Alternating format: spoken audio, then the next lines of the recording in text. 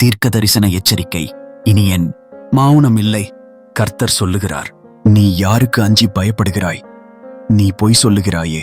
நீ என்னை நினையாமலும் உன் மனதிலே வைக்காமலும் பேயாகிறாய். நான் வெகுகாலம் மௌனமாயிருந்தேன் அல்லவா? ஆகையால் எனக்கு பயப்படாதிருக்கிறாய். உன் நீதியையும் உன் கிரியைகளையும் நான் வெளிப்படுத்துவேன். அவைகள் உனக்கு உதவாது. கர்த்தர் சொல்லுகிறார், மனிதர்களின் அபிப்பிராயங்களை நீ என் ஆராதனையை விட மேலாக கேள்ளினாய். சத்தியத்தினை விட்டுவிட்டு சமாதானத்தின் பேரில் தளர்வு கொண்டு செய்துவிட்டாய். உன் நாவால் பொய் பேசுகிறாய். உன் வாழ்க்கையால் இரட்டை முகம் காட்டுகிறாய். நான் மௌனமாயிருந்தேன் என்பதனால் நீ என் சம்மதம் என எண்ணினாய். நான் உன்னை அறியாமல் இல்லை. நான் நீண்ட காலம் பொறுமையாக இருந்தேன். நீ திரும்ப வேண்டும் எனக் காத்திருந்தேன். ஆனால் இப்போது என் வாயால் நான் உரைக்கிறேன். மறைக்கப்பட்டவை வெளிப்படும்படியாகச் செய்கிறேன். நீ நீதிமான் என எண்ணின செயல்கள் என் முன் நிற்கும், ஆனால் உனக்கு இரட்சிப்பாக அமையாது. மனிதனை நீ அஞ்சினாய், ஆனால் தேவனை அஞ்சவில்லை. மனிதரின் நினைவுகளால் உன் மனம் நிரம்பியது, ஆனால் என் நினைவு உன் உள்ளத்தில் இல்லை.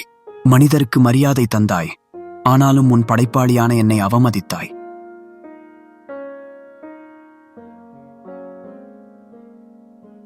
இப்பொழுது திரும்பு, மனித பயத்தை விட்டுவிடு. கர்த்தரின் பயத்தை மீண்டும் காள். பொய்யான நீதியின் கிரியைகளை இடித்து போடு. உண்மையான மனந்திருப்பத்தோடு என் அடிக்கீழ் வா. கர்த்தர் சொல்லுகிறார், நீ மறைத்ததை நான் வெளிப்படுத்துவேன். என் இரக்கத்தில் நான் காத்திருந்தேன், ஆனால் என் நீதியில் நான் வெளிப்படுத்துவேன்.